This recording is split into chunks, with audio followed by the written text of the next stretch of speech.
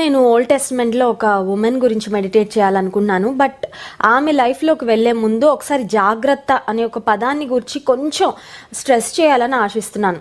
జాగ్రత్త అనే పదం మన మైండ్లో చాలా ఉంటుంది, ప్లస్ వింటూ ఉంటాం ఎక్కువ. బయటకు వెళ్తూ ఉంటే, కుటుంబీకులు బయటకు వెళ్తుంటే చెప్తాము, జాగ్రత్తగా ఉండండి, జాగ్రత్తగా చూసుకోండి, మాస్క్ జాగ్రత్తగా పెట్టుకోండి. చూడండి, కిచెన్కి వచ్చేసరికి వేడి నూనె కాగుతూ ఉన్నప్పుడు, లేకపోతే వేడి నూనెతో ఏదైనా వంటకాలు చేసేటప్పుడు జాగ్రత్తగా ఉంటాం. ఎందుకంటే ఆ నూనె మన మీద పడిందంటే బాయిల్స్ వచ్చేస్తాయి, ప్రమాదం. వేడి నీళ్ళు మరుగుతున్నప్పుడు, వేడి పదార్థాలతో, ఫైర్తో పనిచేస్తున్నప్పుడు జాగ్రత్తగా ఉంటాం. పిల్లలు ఎవరైనా కిచెన్లోకి పరిగెత్తినా బాబు జాగ్రత్త, అమ్మ జాగ్రత్త అని వారిని హెచ్చరిస్తుంటాం. ఇక సిజర్స్, నైఫ్స్ ఇట్లాంటి షార్ప్ ఐటమ్స్, షార్ప్ ఆబ్జెక్ట్స్ దగ్గరికి వచ్చేసరికి అవి ఇంట్లో చిన్నపిల్లలు ఉంటే వారికి అందకుండా పెడతాం మనం. ఎందుకంటే ఇంట్లో ఒక చైల్డ్ ప్రూఫ్ హోమ్గా ఉంచాలి. సడన్గా ఏదైనా షార్ప్ ఆబ్జెక్ట్స్ కనపడని ప్లేస్లో పెడితే అవి మనకి కోసుకుంటాయి, మనల్ని హర్ట్ చేస్తాయని మనం జాగ్రత్త తీసుకుంటాం. సో ఆరోగ్యం విషయంలో జాగ్రత్త తీసుకుంటున్నాం, మంచి ఇమ్యూనిటీ పెంచే ఫుడ్స్ మనం తింటున్నాము. ఆ తర్వాత బయటకు వెళ్ళేటప్పుడు జాగ్రత్త తీసుకుంటున్నాము, ఇంట్లో వస్తువుల విషయంలో మనం జాగ్రత్త తీసుకుంటాము, శుభ్రత విషయంలో జాగ్రత్త తీసుకుంటాం, ఇంటిని పరిశుభ్రంగా ఉంచుకోవాలి. ఇప్పుడు అసలే డెంగీ ఫీవర్స్ చాలా ఎక్కువైపోతున్నాయి. సో ఇంట్లో వాటర్, స్టాగ్నెంట్ వాటర్ ఎక్కడ ఉండకుండా, తర్వాత మరుగు నీరు కానీ లేకపోతే మురికిగా షాబీగా ఉండకుండా ఇంటిని చాలా క్లీన్గా మనం శుభ్రపరచుకుంటూ జాగ్రత్తలు తీసుకుంటున్నాం. ఫిజికల్గా మనం తీసుకోవాల్సిన జాగ్రత్తలు అన్నీ తీసుకుంటున్నాం. కానీ ఈరోజు నేను వాక్యంలో ఉండి చెప్పబోతున్న ఒక మాట ఏంటంటే, ఆత్మీయ జీవితం విషయంలో మనం ఎలా జాగ్రత్త తీసుకోవాలి. The Bible talks about spiritual precautions. ప్రపంచం ఫిజికల్ ప్రికాషన్స్ గురించి మాట్లాడుతుంది. ఫ్లైట్ ఎక్కేటప్పుడు ఈ జాగ్రత్తలు తీసుకోవాలి, ప్రయాణం చేసేటప్పుడు ఈ జాగ్రత్తలు తీసుకోవాలి, పరీక్ష రాసేటప్పుడు ఈ జాగ్రత్తలు తీసుకోవాలి, ఒక ఆపరేషన్కి వెళ్ళేటప్పుడు ఈ జాగ్రత్తలు తీసుకోవాలి అని ఈ ప్రపంచంలో భౌతికపరమైన జాగ్రత్తలను గురించి చెప్పేవాళ్ళు, బోధించేవాళ్ళు, సలహాలు ఇచ్చేవాళ్ళు చాలామంది ఉంటారు. కానీ దేవుని వాక్యము ఆత్మ సంబంధంగా, ఆత్మీయ జీవితంలో మనం తీసుకోవాల్సిన జాగ్రత్తలను గురించి చాలా స్పష్టంగా తెలియజేస్తుంది. ఆత్మీయంగా జాగరూకత కలిగిన స్త్రీలముగా మనం ఉండాలి అని దేవుడు కోరుకుంటున్నాడు. సో ఈరోజు ఈ విమెన్స్ మీట్లో పాల్పొందుతున్న స్త్రీలందరికీ నేను చెప్పాలనుకుంటున్న మాట ఏంటంటే, జాగ్రత్త. ఒకసారి మనం చెప్పుకుందామా? జాగ్రత్త ఒకసారి చెప్పండి. మీరున్న స్థలాల్లో నుండే జాగ్రత్త అని చెప్పండి. ఎస్, నాకు వినబడలేదు, బట్ నేను అనుకుంటున్నాను మీరు మీ ఇంట్లో ఆ మాట మీరు పలుకుంటారని. జాగ్రత్త. ఆత్మీయ జీవితంలో ఎందుకు జాగ్రత్త కలిగి ఉండాలి అని ఆలోచిస్తే, నీవు నేను సేవించే దేవుడు రోషం కలిగిన దేవుడు. ఆయన సాదాసీదాగా ఉండి ఎలా బ్రతికేసినా, ఎలా జీవించేసినా, ఎలా ఉన్నా పరలోకాన్ని చేర్చేసే దేవుడు కాదు.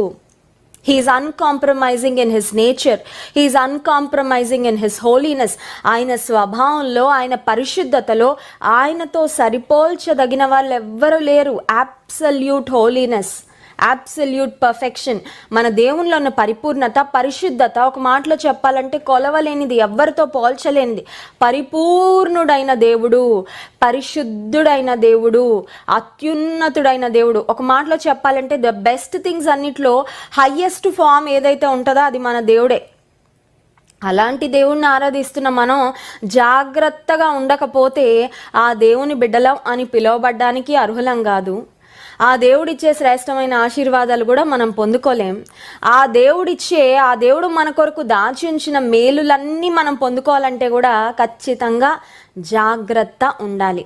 సో ఇందాక నేను చెప్పాను, physical precautions, spiritual precautions. Physical precautions అంటే భౌతిక సంబంధమైన జాగ్రత్తలు అఫ్కోర్స్ అందరం తీసుకుంటున్నాము. వాటి గురించి మనకి టీవీ ఛానల్స్లో చెప్తున్నారు, చాలామంది అవేర్నెస్ ఇస్తూ ఉంటారు, ఇంట్లో పెద్దలు చెప్తుంటారు, బాబు జాగ్రత్త, అమ్మ జాగ్రత్త, తల్లి జాగ్రత్త అని ఇలా చెప్తూ ఉంటారు. కానీ ఆత్మీయంగా మనం తీసుకోవాల్సిన జాగ్రత్తలు మనకు చెప్పేది దేవుని వాక్యం.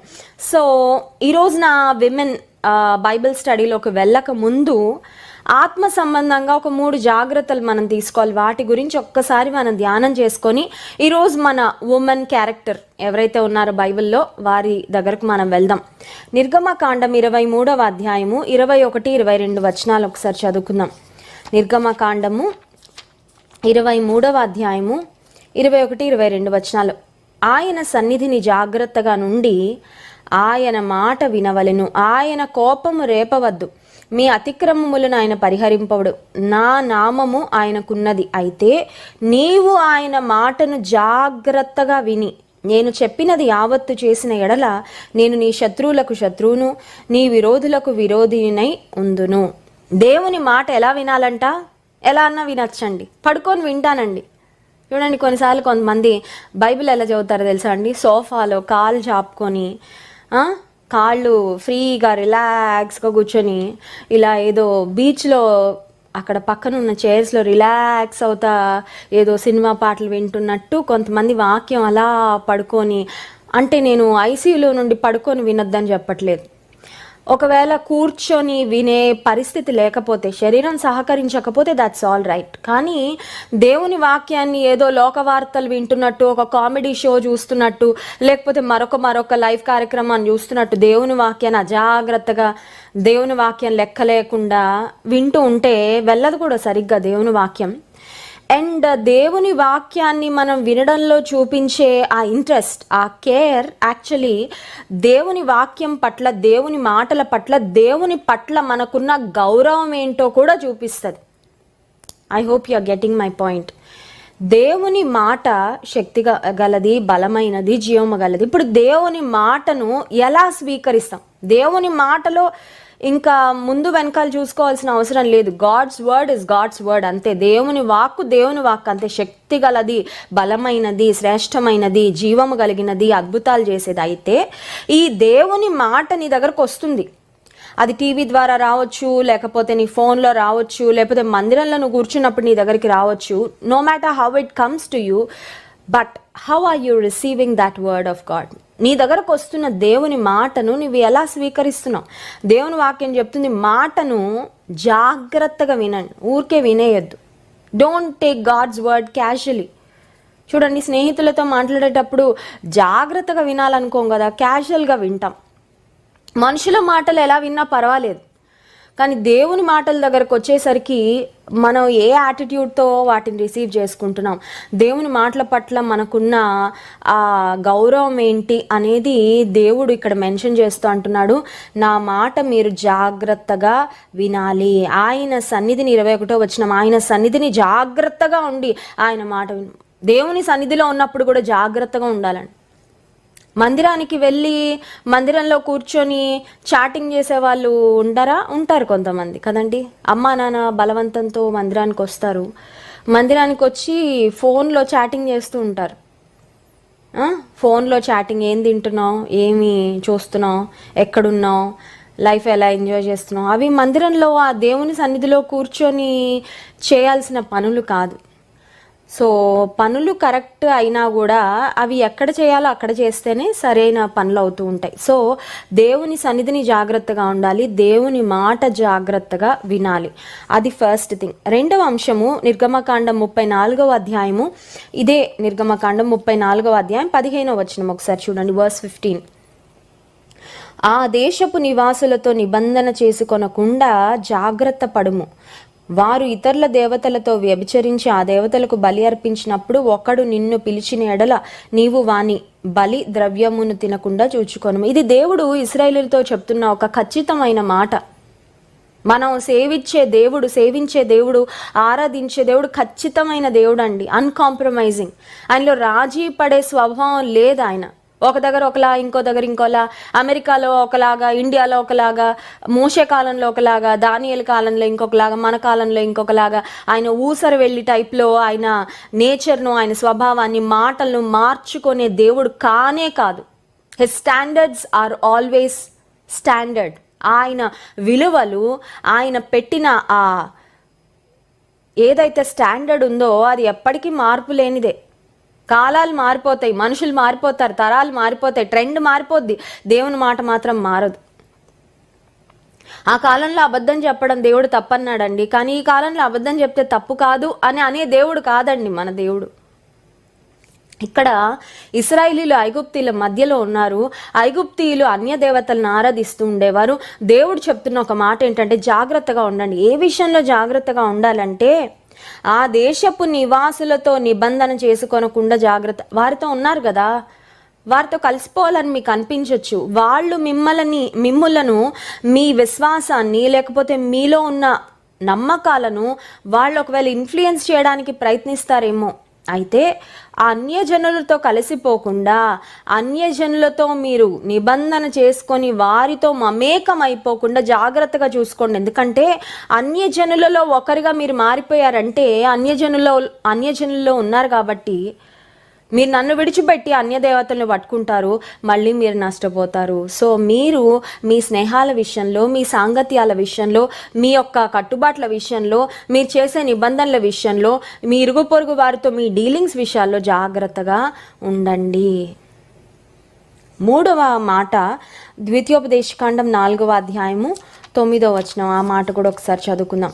ద్వితీయోపదేశకాండము 4వ అధ్యాయము 9వ వచనం. అయితే నీవు జాగ్రత్త పడుము, నీవు కన్నులారా చూచిన వాటిని మరువకయుండునట్లును అవి నీ జీవితకాలం అంతయు నీ హృదయములో నుండి తొలగిపోకుండానట్లును నీ మనస్సును బహుజాగ్రత్తగా కాపాడుకొనుము. ఫస్ట్ మనం విన్నాము, దేవుని మాట జాగ్రత్తగా వినాలి, దేవుడు చెప్పినదంతా చేయడంలో జాగ్రత్త కలిగి ఉండాలని.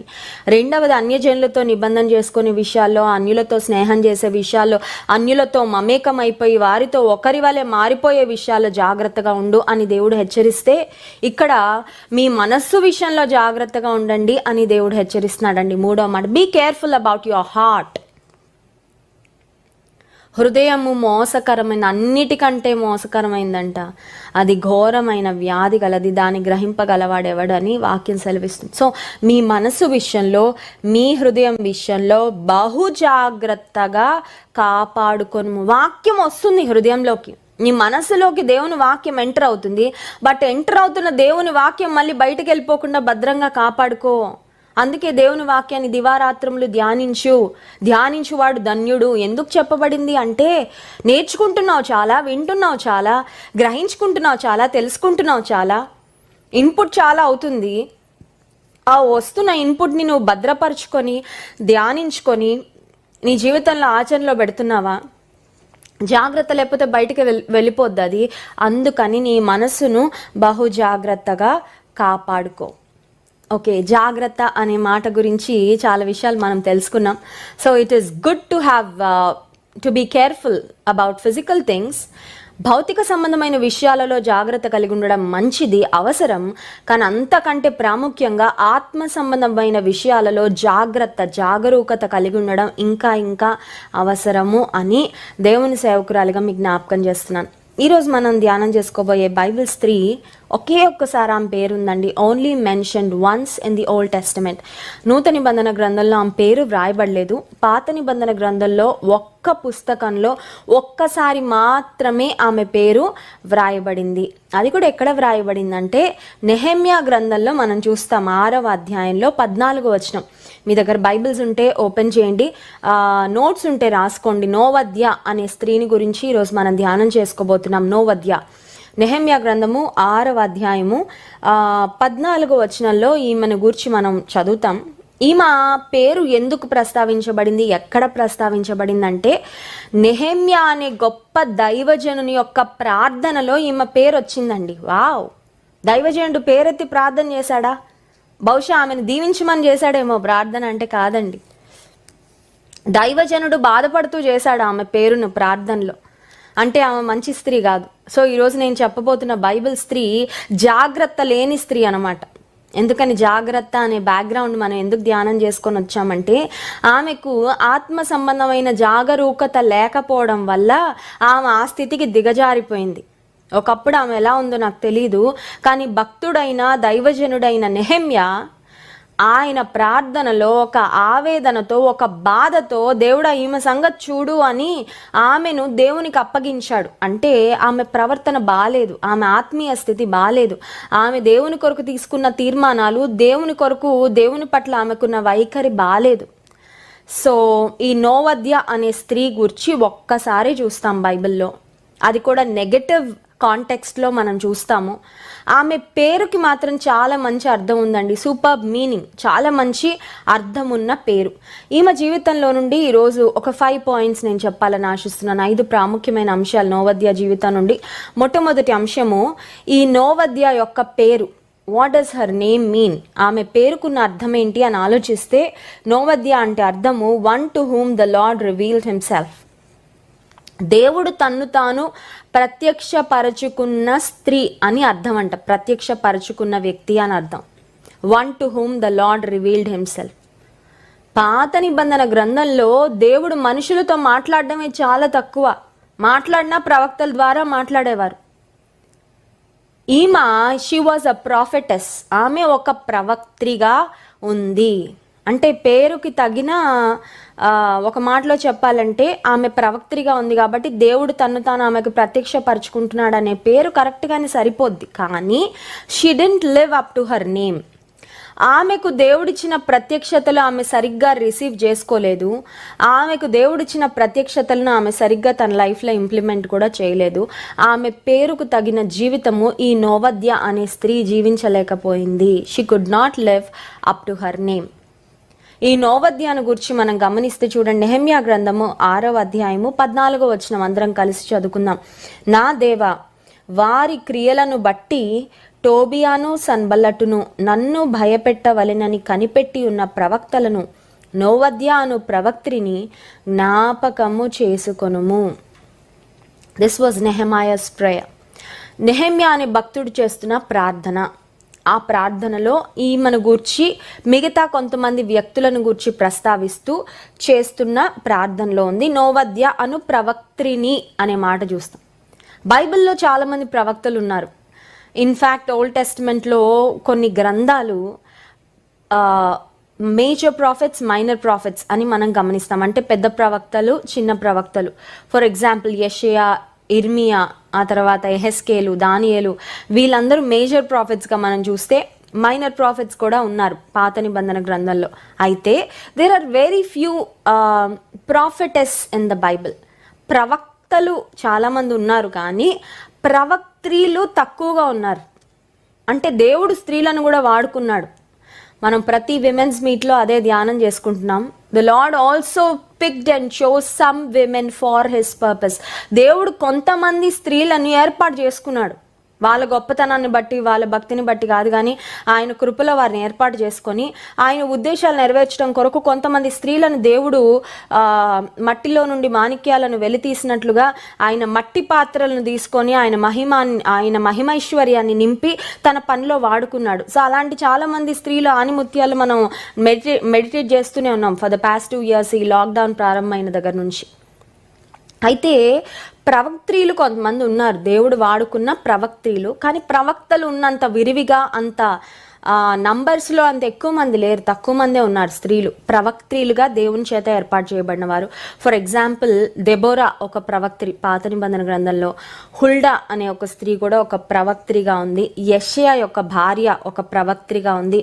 ఆ తర్వాత న్యూ టెస్ట్మెంట్కి మిరియాం ఒక ప్రవక్త్రిగా ఉంది. న్యూ టెస్ట్మెంట్కి వచ్చేసరికి విసి యానా అన్న అనే ఆమె కూడా ప్రవక్త్రిగా ఉంది. ఫిలిప్పు కుమార్తెలు, అది కూడా మనం ధ్యానం చేసుకున్నాం ఫ్యూ వీక్స్ బ్యాక్. ఫిలిప్పుకు 4 కుమార్తెలు ఉన్నారని, వారు 4 ప్రవచించేవారు అని కూడా వాక్యంలో మనం గమనించాం.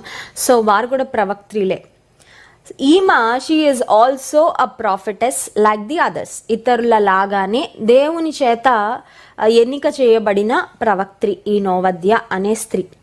అయితే ఈమె పేరుకు తగినట్లు మాత్రం ఖచ్చితంగా జీవించలేకపోయింది. ఆమె పేరుకు అర్థం చెప్పాను కదా, the one to whom God revealed himself. దేవుడు తను తాను ప్రత్యక్షపరచుకున్న వ్యక్తి అనే మాట మనం చూసాం. కానీ దేవుడు సరిగ్గా ప్రత్యక్షపరిచినా ఈమె సరిగ్గా అందుకోలేకపోయిందో, ఆర్ అందుకున్న ప్రత్యక్షతను ఈమె సరిగ్గా ఇంప్లిమెంట్ చేయలేకపోయిందో, ఫాల్ట్ అయితే ఈమె వైపే. ఎందుకంటే దేవుడు ఎప్పుడు తప్పుడు ప్రత్యక్షతలు ఇవ్వరండి. దేవుడు ఎప్పుడు ఆయన స్వభావానికి విరుద్ధంగా ఏది చేయడు.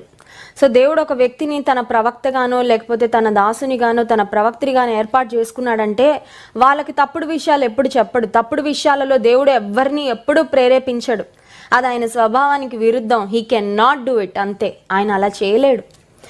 సో దేవుడు కరెక్ట్గానే రివీల్ చేసుకొని ఉన్నారు, కానీ ఈమె దేవుడు ఇచ్చిన ప్రత్యక్షతను అందుకోవడంలో ఈమె ఫెయిల్ అయింది. ఆర్ దేవుడిచ్చిన ప్రత్యక్షతను అందుకున్న తర్వాత, దేవుడిచ్చిన రెవల్యూషన్ పొందుకున్న తర్వాత, దేవుని స్వరాన్ని కూడా విన్న తర్వాత ఈమెకి ఏమి ఇష్టమో అదే చేసుకుంటూ వెళ్ళిపోయింది. సో రెండవదిగా ఈమె జీవితంలోని మనం నేర్చుకోవాల్సిన ప్రాముఖ్యమైన మాట ఏంటంటే, అసలు ప్రవక్త్రిగా దేవుని చేత ఏర్పాటు చేయబడడం గొప్ప విషయం, కానీ దేవుడు ఈమెను ప్రవక్త్రిగా చేసినందుకు, ఈమెకు ఆ స్థానాన్ని ఇచ్చినందుకు, ఆ స్థానానికి మాత్రం ఖచ్చితంగా న్యాయం చేయలేకపోయింది. She could not glorify God with the role that God has given her. దేవుడు ఎవరికైనా ఒక బాధ్యత అప్పగించాడంటే మనం గుర్తుపెట్టుకోవాలి, దేవుడు నమ్మి అప్పగిస్తాడండి. ఆయన నమ్మకపోతే అప్పగించడు. ఒక రెస్పాన్సిబిలిటీ దేవుడు ఎవరికైనా ఇచ్చాడంటే, చిన్నలైనా పెద్దలైనా ఏ బాధ్యత అయినా నమ్మితేనే అప్పగిస్తాడు, లేకపోతే అప్పగించడు. సో నమ్మి దేవుడు ఈమెకి ప్రవక్త్రిగా ఒక బాధ్యత అప్పగించాడు, కానీ ఆమె మాత్రం దేవుని పనికి ఉపయోగకరంగా ఉండలేకపోయింది. సో రెండవదిగా మనం గమనించినట్లయితే, she was at the right place, God gave her the right position, but she misused it and she did wrong things. సరైన స్థలంలో ఉంది, సరైన బాధ్యత పెట్టాడు దేవుడు, కానీ మా ప్రవర్తన మాత్రం సరిగ్గా లేదు. ఇది చాలా ముఖ్యం అండి. మా ఇంట్లో పుట్టాడండి వీడు, అబ్బా మా ఇంట్లో అందరూ ప్రార్థనా పరులండి, చాలా సంతోషం. నా పెంపకంలో పెరుగుతున్నాడండి, ఇంకా సంతోషం. నేను ఏ డీటెయిల్ వదలనండి, ఎంత ఇదిగా పెంచుతానండి, కానీ వీడు చేసేవన్నీ తప్పుడు పనులేనండి. వాడు ఉన్న ఇల్లు బాగానే ఉంది, ఉన్న వాతావరణం బాగానే ఉంది, పెంచుతున్న తల్లిదండ్రుల ఇన్పుట్స్, లేకపోతే వాళ్ళు తీసుకుంటున్న శ్రద్ధ అన్నీ బాగానే ఉన్నాయి, కానీ ఎక్కడ ఫెయిల్ అయిపోతుంది అంటే, ఈ పిల్లవాడు, ఈ అబ్బాయి తనని దేవుడు ఏ అంబియన్స్లో పెట్టాడో, ఎటువంటి పీపుల్ని తనని నర్చర్ చేయడానికి, గైడ్ చేయడానికి, కౌన్సిల్ చేయడానికి, స్ట్రెంగ్థన్ చేయడానికి ఇచ్చాడో, అవి వేటిని వినియోగించుకోకుండా వాడు ఇష్టానుసారంగా వెళ్ళిపోతున్నాడు అనమాట.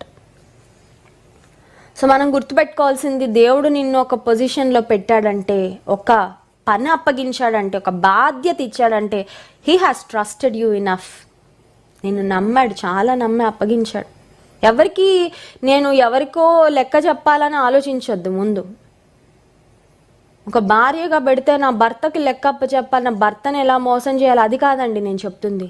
దేవునికి లెక్క అప్ప చెప్పాలి. ఫస్ట్ నిన్ను పెట్టిన స్థానానికి, నీకు దేవుడు అప్పగించిన బాధ్యతలకు, నీ భర్తకు నువ్వు లెక్క అప్ప చెప్పాల్సిన దానికంటే ముందు దేవునికి లెక్క అప్ప చెప్పాలని గుర్తుపెట్టుకోవాలి. అందుకే నూతన నిబంధన గ్రంథంలో మీరు ఏ పని చేసినా మనుషుల నిమిత్తం కాక దేవుని నిమిత్తం చేస్తున్నామని చేయండి అనే మాట చూస్తాం. Do everything not as unto men but as unto God. ఆ వైఖరితో చేస్తే మన పనుల్లో ఎంత బాగా ముందుకు వెళ్తాం, మనం చేసిన పనిలో ఎంత సఫలత సాధిస్తాం. దేవునికి లెక్క అప్పచెప్పాలి అనే ఆలోచన మన మనసులో ఉంటే ఇంకెంత ఎఫెక్టివ్గా పనిచేస్తాం. వాచ కర్మన, మనస వాచ కర్మన అన్నీ పెట్టి చేయమా మనం చేసే ప్రతి పని. అలా చేయలేకపోతున్నాం. ఎందుకు? ఎవరి కోసమో చేస్తున్నాను నేను, మా అత్తగారి కోసం చేస్తున్నానండి. ఇది అలా చేయకు. నువ్వేం చేసినా దేవుడు నీకు అప్పగించిన పనిగా తీసుకొని చేయి. You will shine, you will excel. నువ్వు ఉన్నతమైన స్థితికి వెళ్ళిపోతావు. ఈమె మంచి పనే దేవుడిచ్చాడు. దైవ చిత్తంలో ఉండడం శ్రేష్టం. దేవుని చేత దైవ నిర్ణయ ప్రకారం ప్రవక్త్రిగా ఏర్పాటు చేయబడ్డం ఇంకా శ్రేష్టం. కానీ ఎక్కడ విఫలమైందంటే, ఆమె ఇష్టం చేసుకుంది. She was in the right place, she was in the right position, but doing the wrong thing. So మొట్టమొదటిది ఆమె పేరుకు అర్థం తెలుసుకున్నాం. ఆమె పేరు అర్థానికి తగినట్లు బ్రతకలేకపోయింది అని జ్ఞాపకం చేసుకున్నాం. రెండవదిగా సరైన స్థానంలో సరైన బాధ్యతలు దేవుని చేత ఇవ్వబడ్డాయి, కానీ సరైన పని మాత్రం చేయలేకపోయింది అని తెలుసుకున్నాం. మూడవది ఏంటంటే, నోవద్య జీవితం నుండి మనం నేర్చుకోవాల్సింది, అసలు సరైన పని చేయలేదు అని ఎందుకు చెప్తున్నా నేను అని ఆలోచిస్తే, ఈమె ప్రవక్త్రి అని వాక్యంలో వ్రాయబడింది. అంటే దేవుని చేత ఏర్పాటు చేయబడిన స్త్రీ. ఇప్పుడు ప్రవక్త్రిగా ఉంటే ఈమె దేవుని పనులకు సహకరించాలా, లేకపోతే దేవుని పనులని వెనక్కి లాగాలా? ప్రవక్త్రిగా ఉంది అంటే దేవుని పనులు ముందుకు పుష్ చేయాలి. She must actually accelerate them. దేవుని పని ఇంకా బాగా జరిగేటట్లు తన వంతు పాత్ర తను ఒక చెయ్యి వేయాలి. కానీ ఈమె అలా చేయట్లేదండి. అసలు ఏం జరిగింది ఇక్కడ అని మనం ఆలోచించినట్లయితే, నెహెమ్యా గ్రంథం 6వ అధ్యాయం 10వ వచనం నుండి ఒకసారి మనం చదివితే ఎగ్జాక్ట్గా అక్కడ ఏం జరిగింది అనే ఆ సందర్భాన్ని సరిగ్గా మనం అవగాహన చేసుకోవచ్చు. చూడండి, నెహెమ్యా గ్రంథం 6వ అధ్యాయము 10వ వచనం నుండి చదువుదాం. అటు తరువాత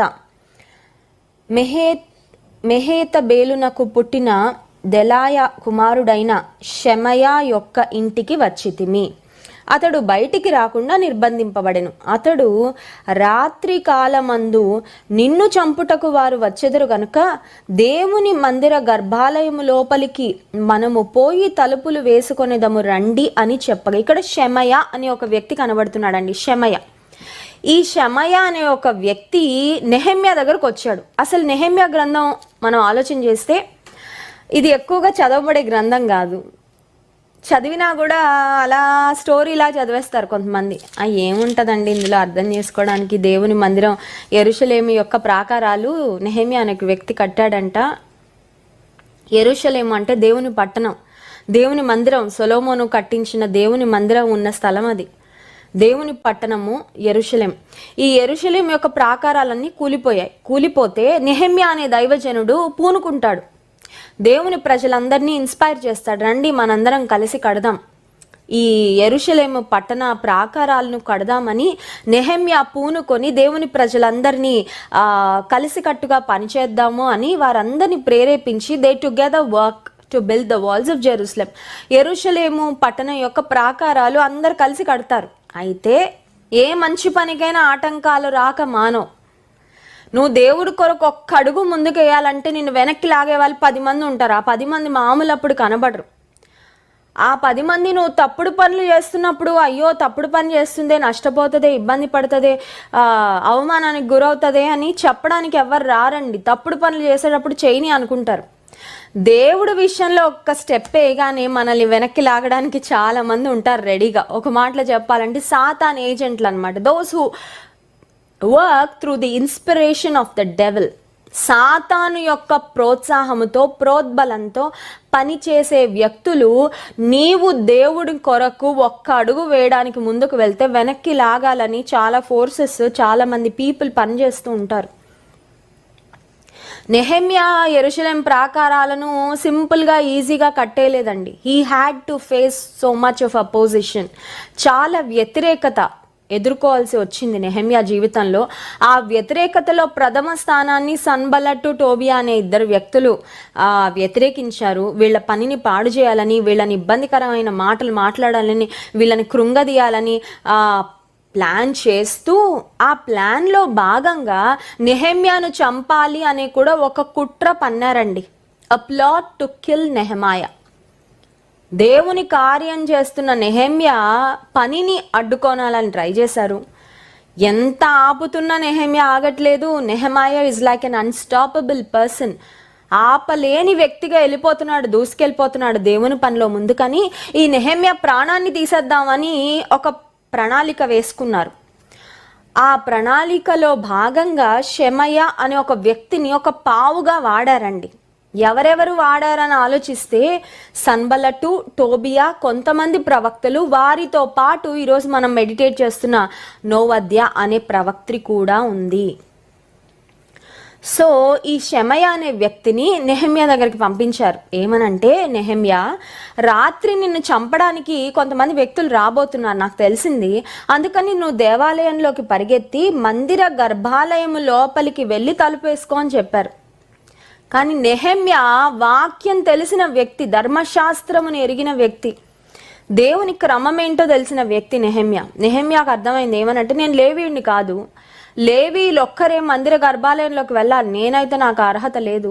ఒకవేళ దేవుని చిత్తం కానీ నేను చేస్తే నాకు శాపం వస్తుంది, దేవుని శాపం. అందుకని మందిర గర్భాలయంలోకి వెళ్ళాలి అనే ఐడియా ఏదో నా మంచి కోసం చెప్తున్నట్టుంది, కానీ అది దేవుని చిత్తానికి వ్యతిరేకం కాబట్టి నేను చెయ్యను అని ఆగిపోయాడంట. చూడండి ఆ మాట, 11వ వచనం. నేను నా వంటి వాడు పారిపోవచ్చునా? ఇంత వాడనైన నేను నా ప్రాణమును రక్షించుకొనుటకైనను గర్భాలయమున ప్రవేశింపవచ్చునా? నేను అందులో ప్రవేశింపనంటిని. నెహెమ్యా చెప్పాడు, నేను ప్రవేశించాను. సలహా ఇస్తున్నావు, నా ప్రాణాన్ని కాపాడుకోవడానికి అన్నట్టే ఉంది, కానీ ఇది నా దేవుడు అయితే అప్రూవ్ చేయడు, నా దేవుని మాటకి ఇది వ్యతిరేకం, నేను రాను అని చెప్పాడు.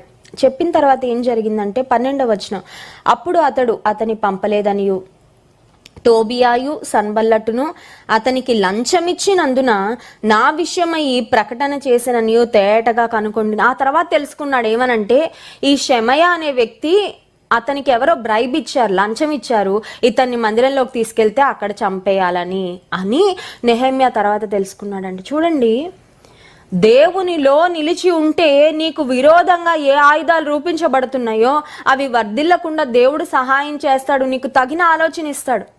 నీ స్వబుద్ధిని ఆధారం చేసుకొనక నీ పూర్ణమైన హృదయంతో యెహోవా యందు నమ్మిక ఉంచితే అనే మాట సామెతల గ్రంథం 3వ అధ్యాయం 5వ వచనంలో చూసి చాలాసార్లు స్వబుద్ధిని ఆధారం చేసుకుని నాకు ఇలా అనిపిస్తుందండి, నాకు ఇలా ఐడియా వచ్చిందండి అంటే సొంత ఆలోచనలు చాలాసార్లు మనం ఇంప్లిమెంట్ చేసేసి నష్టపోతుంటాం. ఇక్కడ నెహెమ్యా స్వంత ఆలోచనలను అనుసరించలేదు, ఇది దేవుని చిత్తం కాదు, దేవుని చిత్తానికి వ్యతిరేకం అని వెళ్ళలేదు. గర్భాలయంలోనికి మందిరంలో కాపాడబడ్డాడు. తర్వాత తెలుసుకున్నాడు, అమ్మో నాకు విరోధంగా ఈ షెమయ అనే వ్యక్తికి కొంతమంది లంచం ఇచ్చారు, నేను వెళ్ళుంటే ప్రాణం పోయేది అని. ఆ తర్వాత ఇదంతా తెలుసుకున్న తర్వాత భయం వేసిందండి. చూడండి, ఎంత భక్తుడైనా ప్రాణం తీయడానికి కొంతమంది వ్యక్తులు కక్షబూని ప్రణాళికలు వేస్తున్నారు అనేసరికి ఆబ్వియస్లీ ప్రాణ భయం వస్తుంది. నెహెమ్యాకు భయం వేసిందంట. 13వ వచనం, ఇందువలన నాకు భయము పుట్టగా నేను అతడు చెప్పినట్లు చేసి పాపములో పడుదును అనుకొని నా మీద నింద మోపునట్లుగా నన్ను గూర్చి చెడు వార్త పుట్టించుటకు వారతనికి లంచమిచ్చి ఉండిరి. లంచమిచ్చారు దేవా నాకు విరోధంగా. అయితే నెహెమ్యా ఏం చేస్తున్నాడంటే ప్రార్థన చేస్తున్నాడు.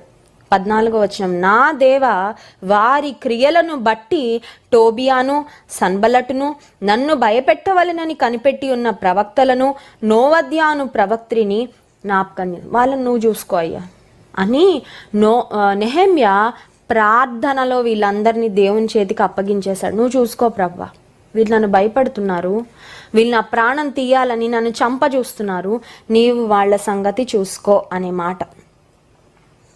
ఇక్కడ నోవద్యాను గురించి నేను చెప్పాలనుకున్న 3వ మాట ఏంటంటే, ప్రవక్త్రి అనైతే ఒక టైటిల్ ఉంది కానీ ఆమె ప్రవక్త అనే ఆ జాబ్కు లేకపోతే ఆ టైటిల్కు న్యాయం చేయలేదు. ఎందుకు అంటే ప్రవక్తలు దేవుని మాటను ఉన్నట్టుగా తీసుకొని కలిపి చెరపకుండా మనుషులకు అందించాలి, ప్రకటించాలి.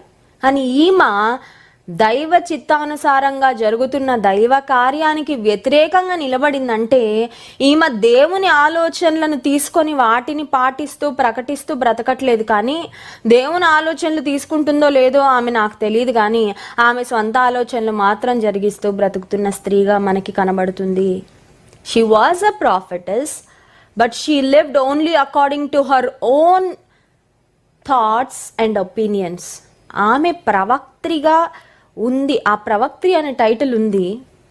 నిజమైన ప్రవక్త్రిగా ఎంతకాలం బ్రతికిందో సేవ చేసిందో నాకు తెలీదు, కానీ ఈ సందర్భంలో స్పష్టంగా మనకు అర్థమవుతుంది ఏంటంటే తన స్వంత ఆలోచనలు, తన స్వంత తలంపులు, ఆ తర్వాత దుష్టులతో ఆమె చెయ్యి కలిపి దైవ పనికి, దేవుని సేవకునికి, దేవుని పనిలో బలంగా ముందుకు వెళ్తున్న నెహెమ్యాకు అడ్డుపడే వ్యక్తిగా ఈ నోవద్య అనే స్త్రీ మనకి కనబడుతుంది. సో 3వదిగా మనం చూసినట్లయితే స్వంత ఆలోచనలను నెరవేర్చిన స్త్రీగా నోవద్య మనకు కనబడుతుంది.